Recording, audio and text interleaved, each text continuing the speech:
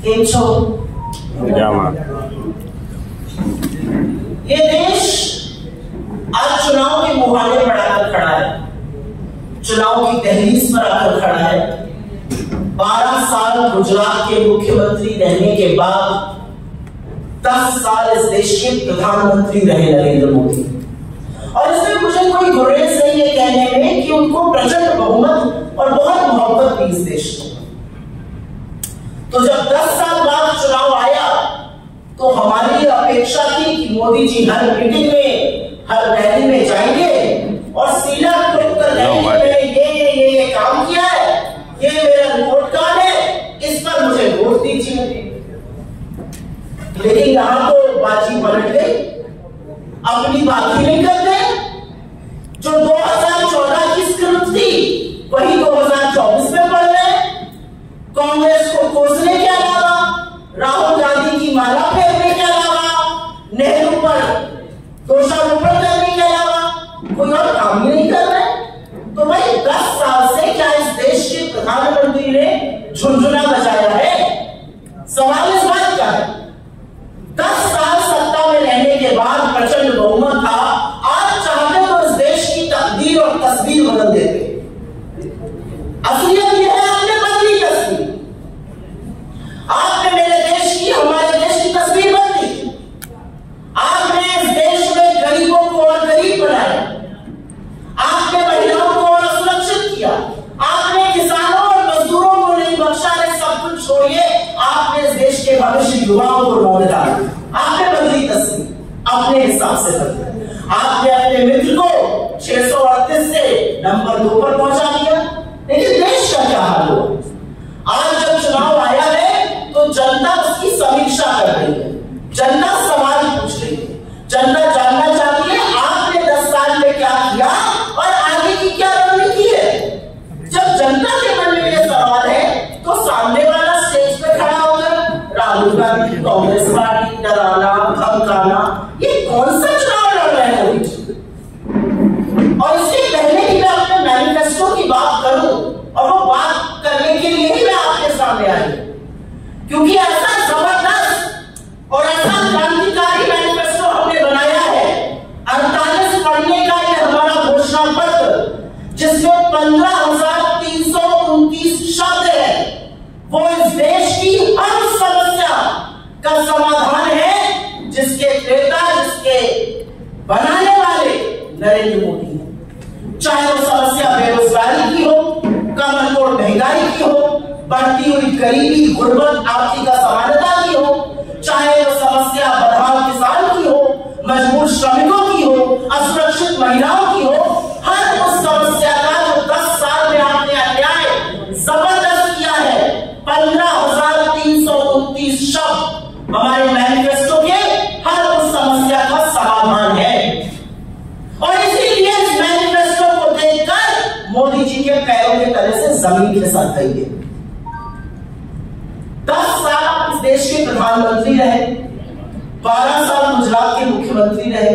अरे कोई तो ऐसा चुनाव लड़िए मोदी जी जहां पर आप बेरोजगारी पर, महंगाई पर, युवाओं के बारे में, महिलाओं के बारे में, किसानों के बारे में, स्वास्थ्य पर, शिक्षा पर, श्रमिकों पर, हिस्सेदारी पर बात कर पाइए। इतने साल सत्ता में रहने के बाद आज भी आपका काम बिना हिंदू मुसलमान किए, बिना पाकिस्तान का सहारा लिए, बिना मुस्लिम लीग किए आपका काम नहीं चलता है। चुनाव आया तो मौसे मुस्लिम लीग याद आने लगी, चुनाव आया तो मीट मछली मुर्गा याद कर रहे। अरे मां से मणिपुर याद करिए, मां से महिला सुरक्षा याद करिए, मां से महंगाई याद करिए जो आपने इस देश पर लादी है। 1 साल हो गया इस देश में, मणिपुर इस देश का प्रांत है और चल रहा है, और आज भी हजारों महिलाएं, बच्चे, पुरुष राहत कैंपों में रह रहे, आज भी वहां पर हिंसा हो रही है। इस देश का प्रधानमंत्री ग्रीस जाएगा, यूके जाएगा, साउथ अफ्रीका जाएगा, अमेरिका जाएगा, हर जगह जाएगा प्रचार के लिए, लेकिन मणिपुर जब जाना होता है तो 8,500 करोड़ वाले हवाई जहाज का ईंधन खत्म हो जाता है। यह है असलियत 56 इंच की छाती की, क्योंकि उसमें कलेजा चूहे का है। मणिपुर नहीं जा सकते आप। मणिपुर में जो त्रासदी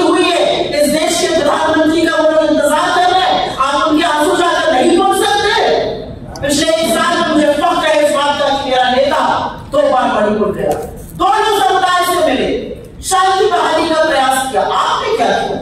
क्या मणिपुर इस देश का हिस्सा नहीं है? आज नरेंद्र मोदी जी को मुंह से मणिपुर नहीं दिखता है, आज मुंह से महंगाई नहीं दिखती है। हाँ, आपने तो इस देश के आटे, दही, कढ़ाई, दवाई सब पर जीएसटी डाल दिया। आपने इस देश के मध्यम वर्ग की कमर तोड़ दी है। आपने गरीबों को और गरीब बनाने का काम किया है। और महिला सुरक्षा के बारे में तो खैर मैं जितना कम बोलूं, एक महिला होने के नाते इस मंच पर 2 महिलाएं शर्म आती है ये कहते हुए, और आपके बीच में भी मुझे महिलाएं यदा कदा दिख रही है। प्रधानमंत्री 14 अप्रैल को मैसूरू जाते हैं, मैसूरू जाकर वोट मांगते हैं प्रज्वल रेवन्ना के, हासन के सांसद, उनके संयुक्त उम्मीदवार, और मैं उनको प्रज्वल रेवन्ना ने उनको राक्षस और दरिंदा कहती है। जिस आदमी के 3000 विभत्स वीडियो, जिसने सैकड़ों औरतों की आबरू के साथ खिलवाड़ किया, जिसने अपने घर में काम करने वाली अपनी पार्टी की कार्यकर्ता, जिला पंचायत की सदस्यों को नहीं बख्शा, उस आदमी के लिए आप वोट मांगते हैं, मंच साझा करते हैं, पीठ थपथपाते हैं, तारीफ करते और कहते हैं हर एक वोट प्रज्वल रेवन्ना को मिलेगा, उससे मैं मजबूत होऊंगा। क्या मोदी जी जानते नहीं तो उसने क्या किया है? क्या वो इतने भोले और मासूम है? वो सब जानते थे। दिसंबर 2023 से लगातार उनको बताया जा रहा था कि इस व्यक्ति को टिकट मत दीजिए। उनके पार्टी के नेता देवराज गौड़ा जैसे सदस्य बोल रहे थे इस दरिंदे को टिकट मत दीजिए। जनवरी में प्रेस कॉन्फ्रेंस करते हैं, उनके नेता उनको बोलते हैं इस बंदे को टिकट मत दीजिए। फरवरी और मार्च में अमित शाह जब जाते हैं कर्नाटका, उनके पूर्व एमएलए, उनके स्थायी एमएलए बोलते हैं श्री रामास्वामी जैसे लोग इस व्यक्ति को टिकट मत दीजिए। इसके खिलाफ बहुत साक्ष्य, बहुत सबूत है, हमारी नाक कट जाएगी, आदमी सही नहीं है। आप फिर भी उसको टिकट देते हैं, आप उसका प्रचार करते हैं, और उसके बाद धीमे से रात के अंधेरे में उसको देश से भगा देते हैं। यह आपकी महिला सुरक्षा है। असलियत यह है कि जब लड़कियां और बेटियां हमारी मेडल लाती है तो आप उनका हाथ पकड़ के कहते हैं कि हमारे घर की बेटी, और जब वो बेटी लांछन लगाती है यौन शोषण का, तो आप उसको घुटनों से रोकवाते हैं, सड़कों पर घसीटवाते हैं और दोषी को अपने बगल में बिठाते हैं। और आज भी दोषी का पूरी तरह से टिकट नहीं काट पाते, उसको नहीं उसके लड़की को टिकट देते हैं। इस देश की महिलाएं सब देख रही हैं। इस देश की महिलाओं ने हाथरस देखा है, इस देश की महिलाओं ने उन्नाव देखा है, इस देश की महिलाओं ने लखीमपुर देखा है, उत्तराखंड देखा है, इस देश की महिलाओं ने गुजरात की बिल्किस को भी देखा है। और मैं बिल्कुल यहां उसका नाम लूंगी, क्योंकि इस देश की महिलाओं ने इस देश के संविधान में, इस देश की कानून व्यवस्था में अपनी आस्था नहीं तोड़ी। लेकिन आपने क्या किया उन महिलाओं के साथ? तो मोदी जी को मैं याद दिलाना चाहती हूँ कि म से मुस्लिम लीग नहीं, म से महिलाओं को, मणिपुर को, महंगाई को याद करिए। याद करिए उन सब लोगों को जिनकी जिंदगी आपने तबाह की। मोदी जी को हमारे मैनिफेस्टो में किसकी छाप नजर आती है? मुझे अपने मैनिफेस्टो के हर एक पन्ने में, हर एक शब्द में, हर एक वक्तव्य में इस देश के युवाओं की छाप नजर आती है, इस देश के किसानों की, अन्नदाताओं की छाप नजर आती है, सरहद पर हमारी रक्षा कर रहे सैनिक की छाप नजर आती है, इस देश की आधी आबादी महिलाओं की छाप नजर आती है, उन कारीगरों की, उन मजदूरों की छाप नजर आती है जो अपने हाथों से इस देश को बनाते हैं। मुझे इस मैनिफेस्टो में हाशिए पर पड़े उन लोगों की छाप नजर आती है जिनको इंसान समझने की जरूरत भी नहीं समझती है भारतीय जनता पार्टी, चाहे वो दलित हो, चाहे वो पिछड़े हो, चाहे वो आदिवासी हो, चाहे वो गरीब भी हो, सामान्य वर्ग। क्या मजबूरी है आपकी कि आप मैनिफेस्टो के बारे में दुष्प्रचार करते हैं? असलियत यह है कि एक क्रांतिकारी मैनिफेस्टो है। ये मैनिफेस्टो इस देश की आवाज है। ये मैनिफेस्टो कमरे में बंद करके 1.5 लोगों ने नहीं लिखा। इस मैनिफेस्टो को बनाने के लिए हमने हर उस व्यक्ति से बात करी जिसकी महत्वाकांक्षाएं हैं, जिसकी आशाएं हैं सरकार से, जिसने अपनी दिक्कतें हमें बताई। इस मैनिफेस्टो को बनाने के लिए राहुल गांधी कन्याकुमारी से कश्मीर 4,500 किलोमीटर पैदल चल जाते हैं। इस मैनिफेस्टो को बनाने के लिए वो मणिपुर से मुंबई की यात्रा करते हैं कि ये देश जुड़ा रहे और न्याय हो। और उसके बाद हम 5 न्याय के स्तंभ आपके सामने लेके आए। पहले मैं अपने मैनिफेस्टो की बात करूंगी और उसके बाद कुछ और चीजों पर अपने वक्तव्य दूंगी। हमारे 5 न्याय हैं: युवा न्याय, नारी न्याय, किसान न्याय, श्रमिक न्याय और हिस्सेदारी न्याय। और जैसा कि मैंने पहले कहा, हर उस चीज का समाधान है जिस समस्या को नरेंद्र मोदी और बीजेपी ने खड़ा किया है। युवाओं की बात करते हैं, बड़े फख्र से हम सब कहते हैं हिंदुस्तान दुनिया का सबसे युवा राष्ट्र है, 35 वर्ष से कम आयु के 65% लोग हैं हमारे, लेकिन कभी सोचा है कि उनका भविष्य क्या है, उनका रोजगार कहां है, उनकी नौकरियां कहां है, उनका क्या होगा? कौन इस बारे में चर्चा कर रहा है? अगर आप एक पत्थर और कंकड़ मारिए तो आवाज आएगी रोजगार दो। अगर समस्या पूछिए इस देश की तो नंबर 1 से नंबर 10 तक समस्या बेरोजगारी की है। और जब बेरोजगारी की बात करो तो आपको हिदायत दी जाती है पकौड़े तल लो। हम पकौड़ा तलने पर भी तैयार है साहब, लेकिन पकौड़ा तलने वाले को तेल को भी तो आप 90 से 220 पर ले आए। जिस गैस को पकौड़ा तलते वो 400 से 1100 पर पहुंचा दी। पकौड़ा तलने में कैसे पकौड़ा तला जाए? आटे और दही पर जीएसटी आपने लगा दिया। इसलिए हमने अपने मैनिफेस्टो में वादा किया है कि 30 लाख केंद्र की सरकारी नौकरियां 6 महीने के अंदर भरेंगे। हमने इस मैनिफेस्टो में वादा किया है कि डिग्री और डिप्लोमा धारक 1 साल के लिए अप्रेंटिसशिप एक्ट के तहत स्टाइपेंड पाएंगे 1 लाख रुपए का, मतलब 8500 रुपए महीना। इससे नौकरी पाने तक उनका कुछ स्वावलंबन बनेगा। बहुत बड़ी एक समस्या गुजरात की, बहुत बड़ी एक समस्या उत्तर भारत की है पेपर लीक। बच्चे पढ़ाई करते हैं, जी तोड़ मेहनत करते हैं, रात दिन नहीं करते हैं, माँ बाप शायद रात की रोटी कम खाते हैं कि बच्चे पढ़ जाए, फिर वो गाजर मूली की तरह भर कर गाड़ियों में, बसों में, ट्रेनों में इम्तिहान देने जाते हैं और फिर पेपर लीक हो जाता है। अगला पेपर कब होगा?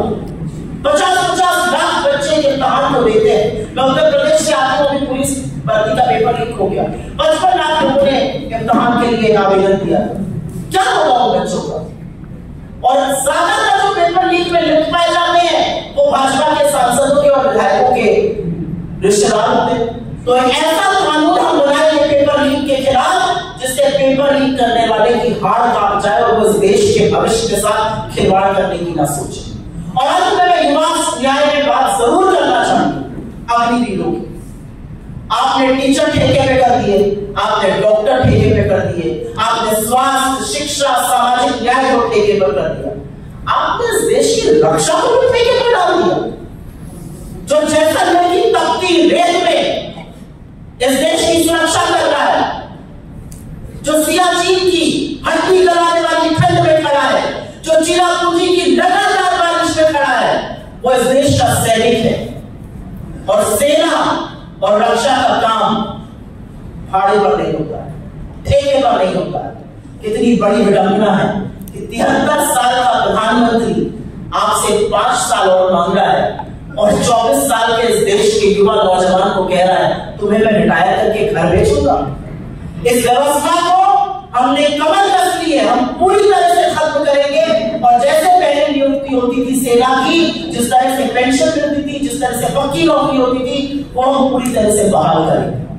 मैं अगली बात करना चाहती हूँ नारी न्याय की। इस देश की आधी आबादी, मैंने यहाँ पर जिक्र किया भूषण शरण सिंह का, मैंने यहाँ जिक्र किया प्रज्वल रेवन्ना का, मैंने यहाँ जिक्र किया कुलदीप सिंह सेंगर का, रामगोला गोंड का, मैंने हाथरस का, उन्नाव का, लखीमपुर का, उत्तराखंड का, बिल्कुल का जिक्र किया। क्यों होता है ऐसा? क्यों लोग सोचते हैं कि औरत एक दोयम दर्जे की अधिकारी है? वो इसलिए सोचते हैं क्योंकि इस कमरे में गिनी चुनी औरतें हैं। अगर हाथ की उंगलियों में गिन लो तो हम सबकी गिनती हो जाएगी। इसलिए जरूरी है कि ऐसे कामों में भी औरतें ज्यादा, हमारे कामकाज की जगहों पे औरतें ज्यादा है। इसलिए हमारा वादा है हमारी सरकार बनेगी और 50% सरकारी नौकरियों में आरक्षण हम युवतियों को, लड़कियों को देंगे। हम इस देश की गरीब महिलाओं को, और तमाम ऐसी स्टडीज है जहां हमें पता चलता है डोमेस्टिक वायलेंस जैसी समस्या, आत्महत्या जैसी समस्या इसलिए होती है क्योंकि औरत निर्भर होती है। हम इस देश की गरीब महिला के हाथ में 8500 रुपए रखने जा रहे हैं, मतलब साल का 1 लाख रुपए। उससे वो अपनी भी किस्मत संभालेगी और अपने परिवार को भी समृद्ध बनाएगी, शिक्षा और स्वास्थ्य का स्तर बढ़ेगा। और बिल्कुल मैं अपने नेता से यकीन रखती हूँ, टका-टक पैसा उसके अकाउंट में आएगा और टका-टक उसके परिवार की त्रासदी बाहर जाएगी। ये नारी न्याय की हम बात करते हैं, किसान न्याय।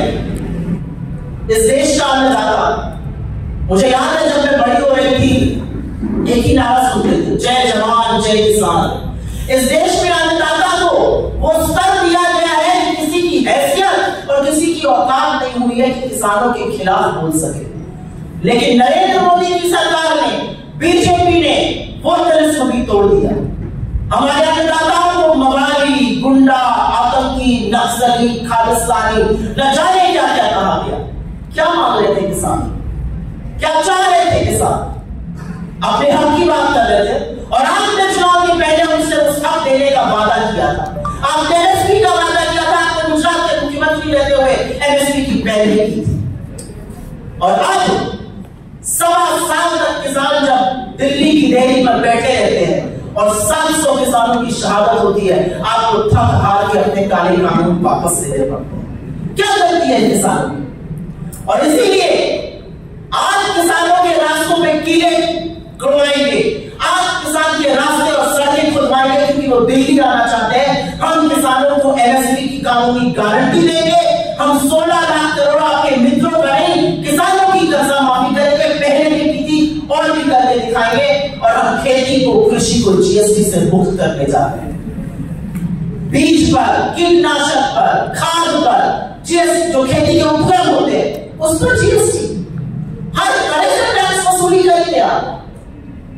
जो किसान ये हौसला रखता है कि वो धरती का कलेजा फाड़कर फसल उगाता है, उस किसान के साथ तो मुही बातें नहीं हो सकती है। इसलिए हम किसान को एमएसपी की कानूनी गारंटी देंगे और किसान को कर्जे के बोझ से हटाएंगे, उससे मुक्त कराएंगे। मैं अगली बात करना चाहती हूँ श्रमिकों की। गुजरात एक बेहद जुझारू प्रदेश है। आप कारोबार को समझते हैं, आप श्रमिक के श्रम के दाम को समझते हैं। श्रमिक इस देश को बनाते हैं। अहमदाबाद में जोमैटो, स्विगी, ब्लिंकिट जैसी बहुत सारी ऐप्स, बहुत सारी सुविधाएं हैं। 10 मिनट में चाय पत्ती खत्म हो गई, चीनी खत्म हो गई, तुरंत लेके आओ। खाना चाहिए आधे घंटे में आएगा। कभी सोचा है कि जो लड़का आपके लिए स्कूटर से अपने को ला रहा है, अगर उसका एक्सीडेंट हो जाए, उसकी टांग टूट जाए, 6 महीने वो बिस्तर में पड़ जाए, उसके घर में क्या होगा? क्या है उसके लिए सुरक्षा? क्या होगा उसके परिवार का? इसलिए गिग इकोनॉमी जिसको कहते हैं, उस गिग इकोनॉमी के लिए हम एक सामाजिक सुरक्षा का कानून लाएंगे कि उनके साथ अगर कोई हैवी बेबी हो, उनके पीएफ की, उनकी ग्रेजुएटी की कुछ व्यवस्था की जा सके। मनरेगा लाकर हमने ग्रामीण भारत की, ग्रामांचल की पूरी तरह से तकदीर और तस्वीर बदली थी। और सच यह है कि जब कोरोना काल आया और मोदी जी ने जब तुगलकी फरमान करके लॉकडाउन लगाया, तो 2 चीजें संजीवनी बनी इस देश में। एक मनरेगा और दूसरा खाद्य सुरक्षा का कानून। उस मनरेगा का मानदेय हम दैनिक 400 रुपए करने जा रहे हैं, जिससे श्रम की दर में बढ़ोतरी होगी।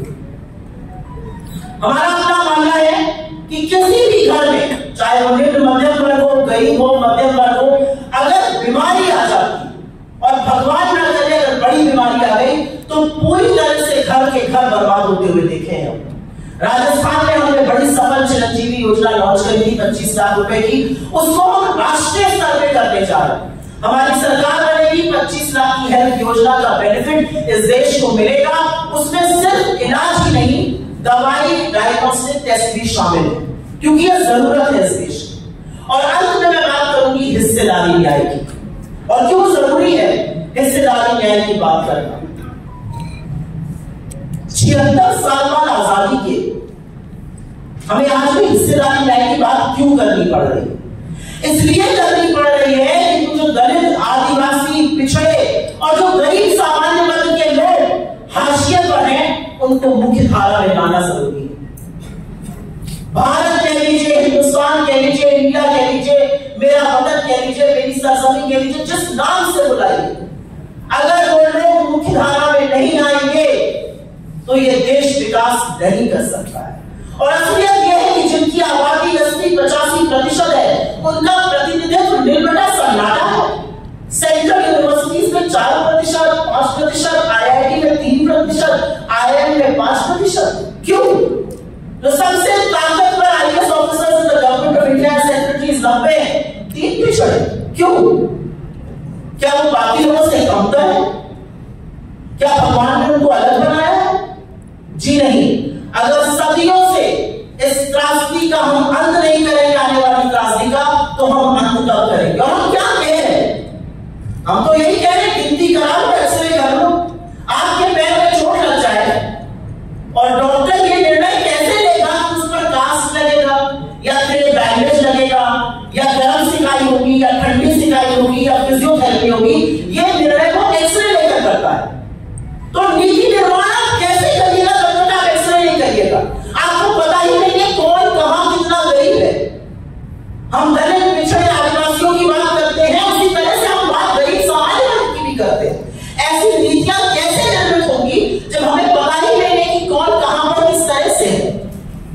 तो हम गिनती की बात करते हैं। नरेंद्र मोदी जी गिनती पर क्या बोलते हैं? कांग्रेस आपका कमरा छीन लेगी, आपकी भैंस छीन लेगी, आपका मंगलसूत्र छीन लेगी। मैं बड़े दुख के साथ कहती हूं और एक औरत होने के नाते कहती हूं, आपने दाम्पत्य का सूत्र निभाया या ना निभाया, ये आपके और आपके भगवान के बीच की बात है। लेकिन इस देश की करोड़ों महिलाएं, इस देश के करोड़ों पुरुष हर परिस्थिति में, हर सुख दुख में एक दूसरे के साथी बनते हैं और वो दाम्पत्य के सूत्र को बड़ी पवित्रता से निभाते हैं। मंगलसूत्र औरत के लिए धागा एक सोने की टिकड़ी नहीं है। मंगलसूत्र एक औरत के लिए उसकी पहचान, उसका जीवन पर्यंत एक धर्म बन जाता है। उस मंगलसूत्र की बात कर रहे हैं। 55 साल कांग्रेस की सत्ता रही, हमने किसी का मंगलसूत्र, किसी का कपड़ा, किसी की गाय, किसी की भैंस लेकर किसी और को दे दिया। और मंगलसूत्र की आप बात कर ही रहे हैं तो पूछ लेती हूं आपसे एक औरत होने के नाते सवाल। 20 जाबाजों की शहादत हुई थी गलवान में, आपके मुंह से चीख का नाम नहीं निकला था। उन 20 जाबाजों की विधवाओं के मंगलसूत्र का क्या हिसाब है आपके पास? आपके पास क्या हिसाब है? 700 किसानों की शहादत आपकी नाक के नीचे हुई, उन शहादत की जो विधवाएं हैं उनके मंगलसूत्र का क्या हिसाब है? आपके पास क्या हिसाब है मंगलसूत्र का? जो तमाम हमारे फौजी भाई सेना में तैनात है, आपके पास क्या हिसाब है हमारे मंगलसूत्र का जो मणिपुर की बेटियों और बहनों ने खोया है? आपके पास क्या हिसाब है मंगलसूत्र का जो गरीबी, गुर्बत, महंगाई, बेरोजगारी के चलते हमारी बहनें, हमारी भाभी, हमारी माओ ने गिरवी रख के अपने घर का खर्चा चला रही है?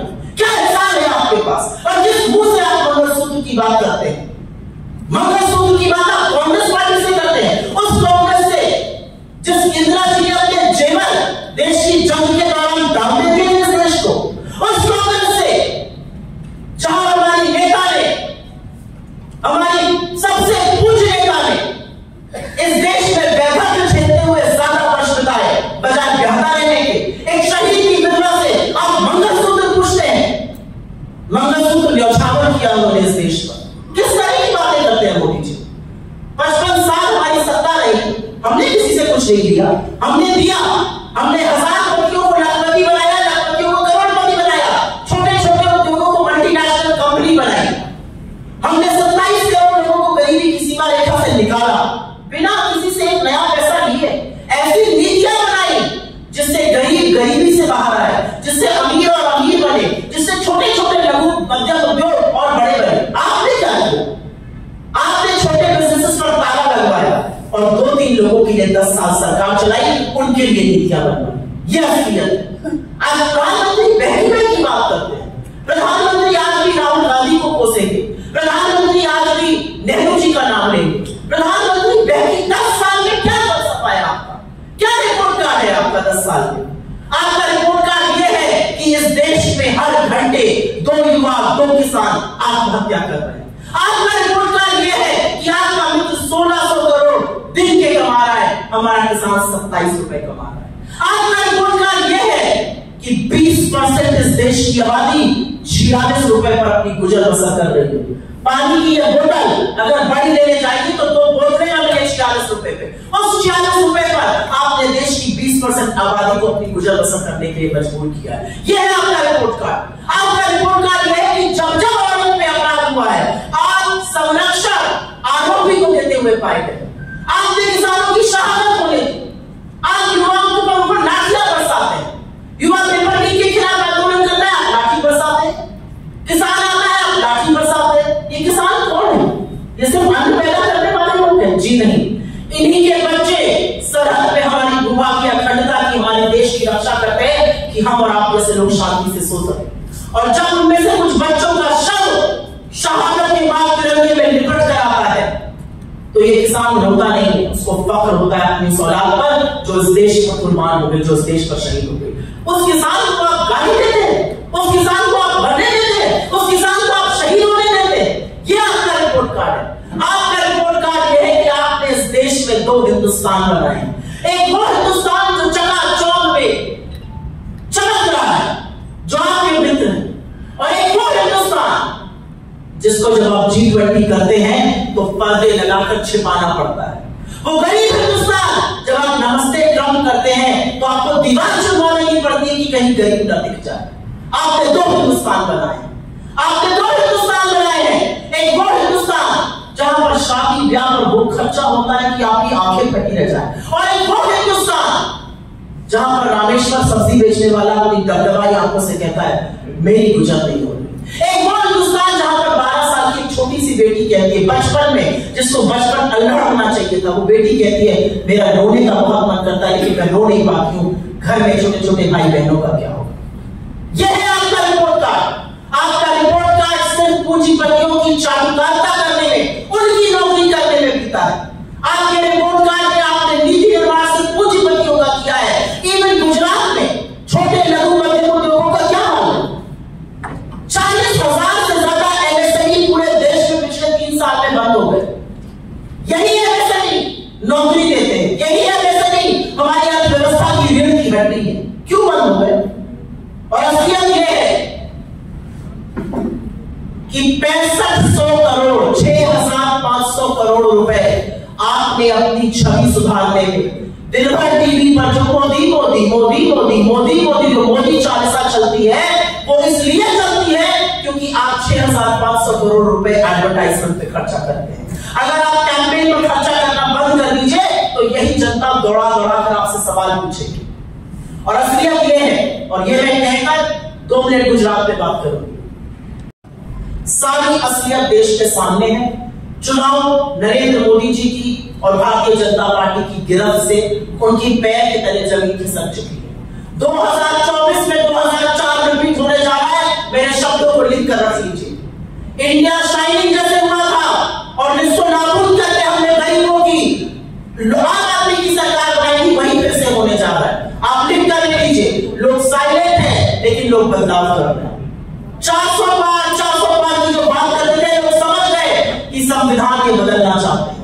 चाहे इनके लल्लू सिंह सांसद हो, चाहे अनंत हेगड़े हो, चाहे ज्योति बिरला हो, चाहे गिरिराज सिंह हो, चाहे मुख्य सलाहकार विवेक देबरॉय हो, लोग समझ गए कि इनका असली षड्यंत्र, इनकी असली साजिश वही है जो आरएसएस शुरू से करना चाहती थी। चाहे इनके गोलवलकर रहे हो, चाहे मोहन भागवत रहे हो, चाहे इनके प्रचार प्रसार के अध्यक्ष रहे हो, ये सब आरक्षण के खिलाफ थे। जनता समझ गई कि नरेंद्र मोदी 400 की बात इसलिए कर रहे हैं क्योंकि वो आरक्षण समाप्त करना चाहते हैं और गरीब मजलूम निहत्थे लोग अपने वोट से आपको जवाब दे रहे हैं। 2 चरण में बुरी तरह से हारने के बाद प्रधानमंत्री ने जो शब्दावली अपनाई है, जिस तरह के शब्द, जिस तरह की मर्यादित भाषा, जिस तरह के शब्दों का चयन वो महिलाओं के लिए कर रहे हैं, ये उनकी बौखलाहट है, उनकी घबराहट है। मुझे गुस्से से ज्यादा ऊपर तरस आता है क्योंकि हर तानाशाह डरपोक होता है और तानाशाह को अपनी सत्ता जाते देख सक पकाना बड़ी आम बात है और इसीलिए वो सक पकाए हुए हैं, इसीलिए वो उस भाषा में बात कर रहे हैं। लेकिन आप याद रखिएगा, वो जो भी बात कर रहे, वो जो भी मुद्दों से भटकाए, हम मुद्दों पर अड़े रहे हैं। ये चुनाव बेरोजगारी पर, आर्थिक असमानता पर, महंगाई पर, युवाओं के भविष्य पर, किसानों के हक पर, श्रमिकों के सम्मान पर, महिलाओं की भागीदारी पर, लोगों की हिस्सेदारी पर लड़ा गया है और वही लोग इनको हराएंगे। यह असलियत है इस चुनाव। मैं 2 मिनट गुजरात के लिए जरूर बात करना चाहती हूँ। उससे पहले मैं एक बहुत प्रमुख बात करना चाहती हूँ जिस बारे में नरेंद्र मोदी बोलते हुए चाहते हैं। भ्रष्टाचार की बात करते थे, झुंझुना बजाते थे 2014 से भ्रष्टाचार का। इलेक्टोरल बॉन्ड में जो उभरकर तस्वीर सामने आई है, जो गोरा गंदा धंधा बीजेपी और नरेंद्र मोदी और अमित शाह ने मिलकर चलाया है, जो चंदा लो धंधा लो, जो पूरा वसूली रैकेट चला है, यहां पैसा दिया, अगला बड़ा कॉन्ट्रैक्ट आपको। तो ये कट मनी तो खाली क्या था? कट मनी लेकर कॉन्ट्रैक्ट दिया जा रहा था। राज्य आकर राज्य जब सेंट्रल गवर्नमेंट कॉन्ट्रैक्ट दे थी तो ये कर रही थी। ईडी, सीबीआई, इनकम टैक्स की रेड होगी, रेड होने के कुछ दिनों बाद पैसा आएगा, चंदे के रूप में, बॉन्ड के रूप में पैसा आएगा और पैसा आने के बाद वो रेड बंद हो जाएगी, कोई अप्रूवल बन जाएगा, किसी की फाइल क्लोज हो जाएगी। ये जो वसूली रैकेट, ये जो गोरख धंधा, चंदा लो धंधा लोग नरेंद्र मोदी ने चलाया है, ये देश समझ चुका है। असलियत ये है कि जिस गाय को हम अपनी मां कहते हैं, जिस गाय को हिंदू धर्म में पूजते हैं, जिस गाय को बिना सम्मान के हमारा कोई धर्म धार्मिक अनुष्ठान पूरा नहीं होता, उस गौवंशी के लोगों से भी आपने चंदा लिया, आपने गौमांस काटने वालों से भी, उनको बेचने वालों से भी चंदा लिया, आपने बीफ कंपनी से चंदा लिया। यह है आपकी असलियत, यह है आपका असली चाल चरित्र और चेहरा। किस मुंह से आप धर्म के स्वयं ठेकेदार बनते? अगर धर्म के ठेकेदार बनते तो धर्म के विपरीत काम न करते। यह असलियत है आपकी, और सारा देश ये समझ चुका है, ये जान चुका है। सुप्रीम कोर्ट ने आपकी वो कलई खोल कर रख दी और विपक्ष को पूरा का पूरा खाका दे दिया डेट वाइज। ये डेट है, यहां पर चंदा लिया, उसके बाद इस दिन धंधा दिया। ये किया है नरेंद्र मोदी ने, और इससे ज्यादा बड़ा लूट का काम विश्व में कहीं और नहीं हुआ है। ये चंदा को धंधा लोग का पूरा धंधा चल रहा। जो मैंने अपने मैनिफेस्टो पर नहीं बोले थे उसमें से एक है एजुकेशन लोन की बात। हमारा यह फैसला है कि दिसंबर 2023 तक के एजुकेशन लोन की हम माफी करेंगे, जिससे कि जिन बच्चों को तकलीफ हुई उन्होंने एजुकेशन लोन लेके पढ़ाई करी, नौकरी नहीं लगी, उनको कुछ राहत मिले। और गुजरात के लिए जो स्पेशल हमारी बात है जीएसटी रेवेन्यू न्यूट्रल रेट की, जिस तरह का मनमाना जीएसटी लगाया हुआ है, जिस तरह एमएसएमई पर जिस तरह का जीएसटी लगाया हुआ है, जैसा मन मर्जी आए वैसा रेट लगाया हुआ है, उसको खत्म करके हम एक अच्छा जीएसटी, एक रेवेन्यू न्यूट्रल रेट जीएसटी कर रहे हैं। मैं जरूर एक बात कहना चाहती हूं, ये देश बहुत इंप्रेस्ड था। इस देश को लगा गुजरात मॉडल बड़ा मार्केट किया गया था, जो बीजेपी का मॉडल है ऐसा, क्योंकि गुजरात गांधी का है, गुजरात मोदी का नहीं। गुजरात आंदोलन की क्रांति की धरती है, और हर आंदोलन को नष्ट करने का, चाहे वो पाटीदार आंदोलन हो, चाहे वो दलित आंदोलन हो, हर आंदोलन को, चाहे वो राजपूत समाज का आंदोलन हो, हर आंदोलन से दरकिनार करने का काम सरकार ने किया है। ये गांधी की धरती है, ये क्रांति और आंदोलन लाती है। और मेरी बात आप याद रखिएगा, इस बार गुजरात इतना बड़ा बदलाव, इतना जबरदस्त चौंकाने वाला है मोदी जी को कि उनको समझ में नहीं आएगा कि गुजरात में क्या खेला हो गया। एक बहुत बड़ा मॉडल बीजेपी का गुजरात में मार्केट किया जाता था। क्या असलियत है उस मॉडल की? उस मॉडल की असलियत यह है कि 35% लोग कुपोषण का शिकार है।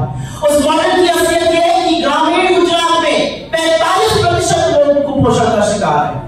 उस मॉडल की असलियत यह है कि 35,000 टीचर्स की वैकेंसी खाली है, 38,000 स्कूल में कमरे होने चाहिए थे, वो नहीं पड़े। हमारे बच्चे कुपोषण का शिकार है। पढ़ रही थी 3 में से 10 गुजराती कुपोषण का शिकार है। यह है आपका गुजरात मॉडल। इस बीजेपी मॉडल को आप देश में लगाना चाहते हैं।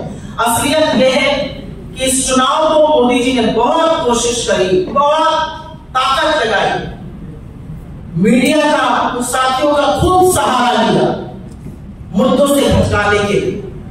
लेकिन जब हमने भी कमर कसी थी और लोगों ने भी कमर कसी कि चुनाव तो इस बार मुद्दों पर होके रहेगा, तो वो कुछ कर नहीं पाए। ये असलियत है इस चुनाव।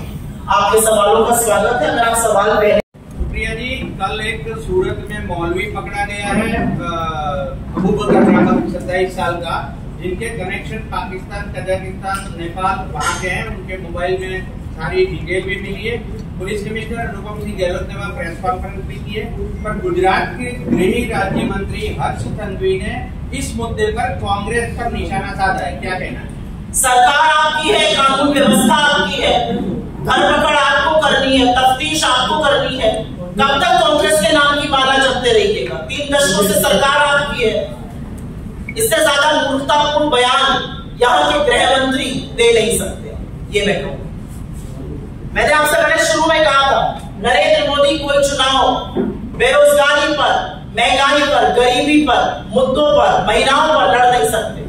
जब तक पाकिस्तान का दामन नहीं थामेंगे उनका चुनाव प्रचार पूरा नहीं होगा। मैडम, आपने प्रज्वल रेवन्ना में सवाल उठाया, बीजेपी ये कह रही कि वहां पे कांग्रेस की सरकार है, उन्होंने उनके ऊपर में मुकदमा नहीं डाला कि उनको अरेस्ट नहीं। बिल्कुल गलत और बिल्कुल भ्रांति फैलाने वाली बात है। प्रज्वल रेवन्ना के ड्राइवर ने सामने आके इस झूठ का पर्दाफाश किया है। उनका कहना है कि उन्होंने सीडी और पेन ड्राइव बीजेपी के नेताओं को और जेडीएस के नेताओं को दी।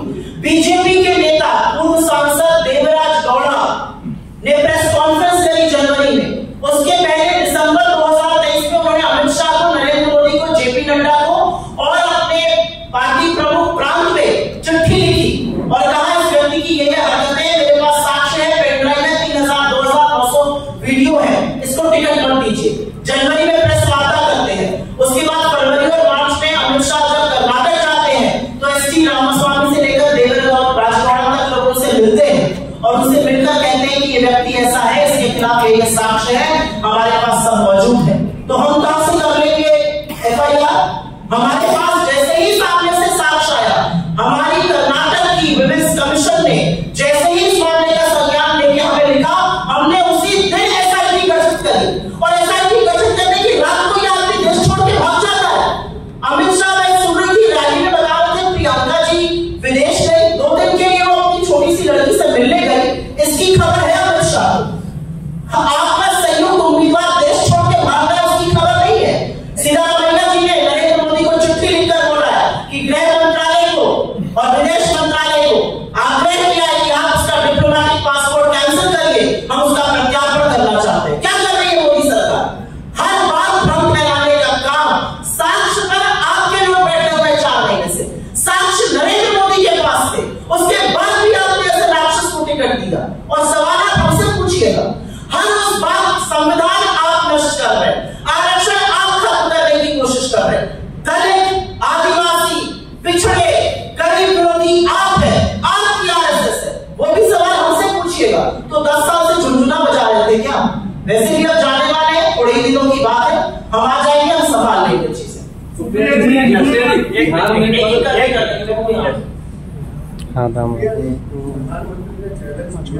अगर मुसलमानों को अनामत नहीं देना, आरक्षण नहीं देना, तो कांग्रेस के एक्सेप्ट करें और लिखित में कांग्रेस को ये मैं चैलेंज एक्सेप्ट करने से पहले आपको एक वक्तव्य सुना देती हूँ। कुछ चीजें दूध का दूध पानी का पानी स्वतः हो जाती है, उसमें मुझे ज्यादा बोलने की जरूरत नहीं है, लेकिन मैं ये जरूर बोलना चाहती हूँ कि जब इस देश का प्रधानमंत्री मंच से एक समुदाय के खिलाफ, मंच से एक धर्म विशेष के खिलाफ आग उगलता है, तो वो कहीं ना कहीं अपनी साठगांठ उन शक्तियों से दिखाता है जो इस देश को विभाजित करना चाहती है। मैं आपकी जानकारी के लिए आपके सामने एक 40 सेकंड की बाइट है, वो सुना देती हूँ, आप लोग भी सुन लीजिए, उसके बाद हम इस पर चर्चा करेंगे।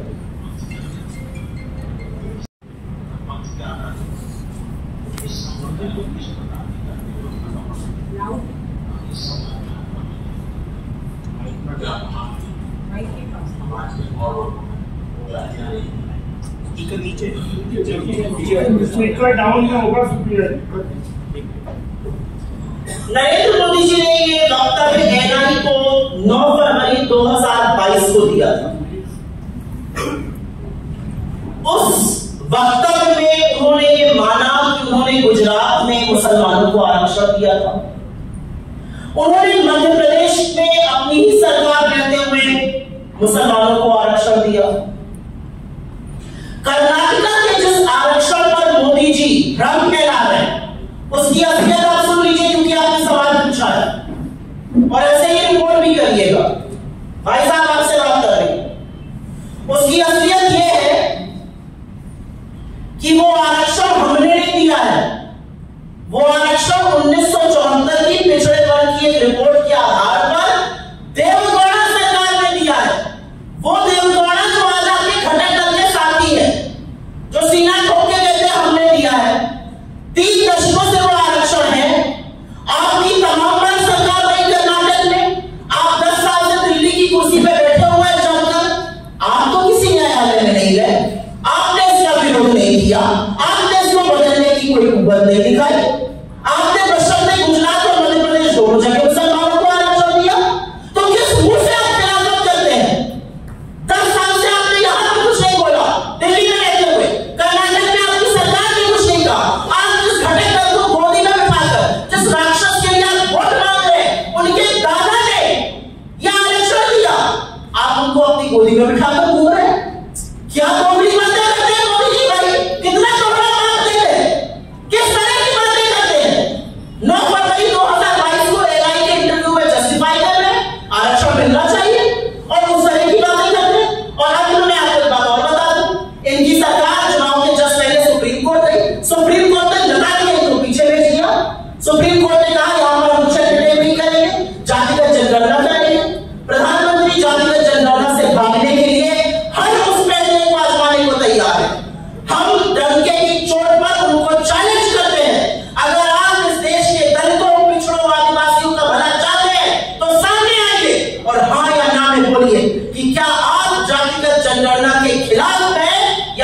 पक्ष में है, हाँ या ना, सिर्फ ये बोलना है और नरेंद्र मोदी का पूरा चरित्र इस देश के सामने आ जाएगा।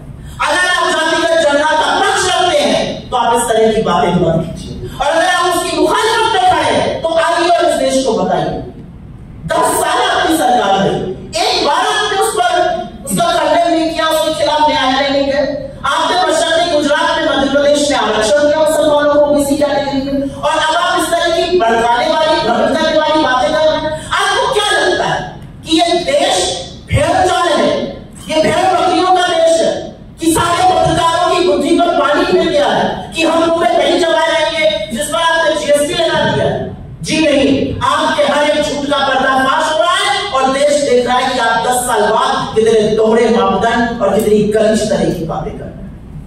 मैडम सुप्रिया जी, जिस तरह जेपी नड्डा जी बार बार अपने बयान में कहते हैं कि जो धर्म का रीजन आपने जवाब दे दिया, लेकिन मुस्लिम लीग एजेंडा कांग्रेस चला, अगर सरकार बन गई कांग्रेस की तो मुस्लिम लीग का एजेंडा लेके आगे बढ़ेंगे। कहां पर बयान उन्होंने दिया जेपी नड्डा। 3 हफ्ते पहले तक भारतीय जनता पार्टी क्या स्लोगन लगा रही थी? 400 पार, 400 पार। 3 हफ्ते बाद ये तो कहने लगे कि कांग्रेस की सरकार बन गई तो ये होगा, कांग्रेस की सरकार बन जाएगी तो ये होगा, कांग्रेस को वोट मत दीजिए, उनकी सरकार बन जाएगी तो ये होगा। 3 हफ्ते में ये अंतर है, 3 हफ्ते में ये अंतर है कि नरेंद्र मोदी और अमित शाह दोनों देख रहे हैं कि दोनों की कुर्सी जाने वाली है और हमारी सरकार आने वाली है, ये अंतर है। और मुस्लिम लीग पर मुझे ना बुलवाइए, बड़ी बकिया उधेड़ होगी इन लोगों की, छोड़ नहीं पाएंगे ये लोग। मुस्लिम लीग पर क्योंकि आपने छेड़ ही दिया है तो बोल देते, मुस्लिम लीग की बात आप करिएगा। 1942 में जब महात्मा गांधी ने आह्वान दिया भारत छोड़ो आंदोलन का, 10,000 से ज्यादा हमारे लोगों की शहादत हुई। जब लोग सड़कों पर अंग्रेजों को खड़े हुए थे, डू और डाई करो या मरो का नारा था। इनके सबसे पूज्य, सबसे आराध्य नेता श्यामा प्रसाद मुखर्जी मुस्लिम लीग के साथ दरमिया करके सरकार चला रहे थे, बंगाल में, सिंध में, नॉर्थ वेस्ट इंडियन प्रोविंस पर।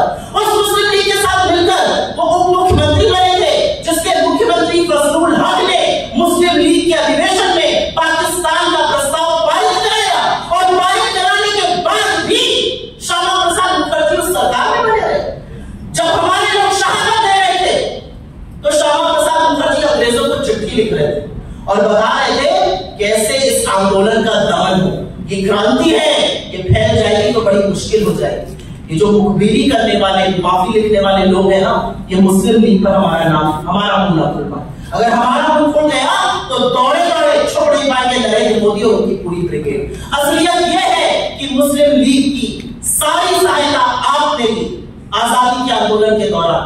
आपके लोगों ने तो विभाजन की बात करी सबसे पहले, और अब आप हमसे सवाल पूछिएगा, उस पार्टी से सवाल पूछिएगा जिसने इस देश की आजादी के आंदोलन में शहादत दी है। इस देश के तिरंगे में, इस देश के जर्रे जर्रे में हमारी शहादत, हमारा नाम शामिल है, इनका नहीं। इनके किसी ने छोटी सी उंगली का नाखून कटवाया है? कोई ऐसा बीजेपी का बड़ा नेता ये बोल सकता है यहां पर आकर कि हमारे नेता ने ये शहादत दी थी? क्या शहादत दी? आप तो पेंशन लेते थे, मुखबिरी करते थे, माफीनामे लिखते थे, और जब पूरा देश आंदोलित और आक्रोशित होकर सड़कों पर था तो आप इधर उधर भागते थे। यह असलियत है। नहीं तो चुनाव का जो शुरू हो जाता है डालना, उसके बाद क्या होता है, दोनों पार्टी से आमने सामने लड़ना शुरू हो जाता है, हिंदू, मुस्लिम, सिख, ईसाई जो भी, और फिर बाद में क्या होता है, जो जनता का मुद्दा भटक जाता है। इस चुनाव में अगर आपने देखा हो, मेरे नेता को, मेरे अध्यक्ष को, हमने बिल्कुल एक स्ट्रैटेजी अपनाई हुई है। हमें कोई फर्क नहीं पड़ता नरेंद्र मोदी क्या बोल रहे हैं, क्योंकि लोग समझ रहे हैं। नरेंद्र मोदी जी जब रोड शो पर कानपुर में कर रहे हैं और पूरा रोड शो खाली जा रहा है, जब उनकी प्रत्याशी पूछती है भरी सभा में किसकी सरकार आएगी, और लोग कहते हैं राहुल गांधी की। जब उनके प्रत्याशियों को भागना पड़ रहा है क्योंकि गांव में एंटर नहीं करने दिया जा रहा है, तो बदलाव बड़ा साफ है, जनता खड़ी है। हमारे नेता सिर्फ और सिर्फ मुद्दों की बात कर रहे हैं। हमारे नेता बात कर रहे हैं बेरोजगारी की, महंगाई की, आर्थिक असमानता की, गिनती की, महिलाओं की, किसानों की, श्रमिकों की। राहुल गांधी का एक बयान दिखा दीजिए जो उन्होंने मुद्दे से भटक कर दिया। एक राहुल गांधी है जिनसे थर थर कांपते हैं नरेंद्र मोदी, और ये मैं पूरी जिम्मेदारी से बोल रही हूँ। Thank you. ये भाजपा ने डॉक्टर जी ने खुलासा किया है कोविशील्ड के बारे में, कोविशील्ड कोरोना की वैक्सीन। मुझे लगता है कि हमारे अध्यक्ष शक्ति इसका जवाब दे चुके हैं। नहीं, लेकिन 10 लाख के सामने 7 मौतें होती है और आपके अध्यक्ष जी ने जो, मुझे ऐसा लगता है इसका एक मेडिकल असेसमेंट जरूर होना चाहिए। लोगों के अंदर आशंका है, सरकार की जिम्मेदारी है, लेकिन इस पर बहुत एक डिटेल रिस्पॉन्स शक्ति भाई ने दिया है। Thank you.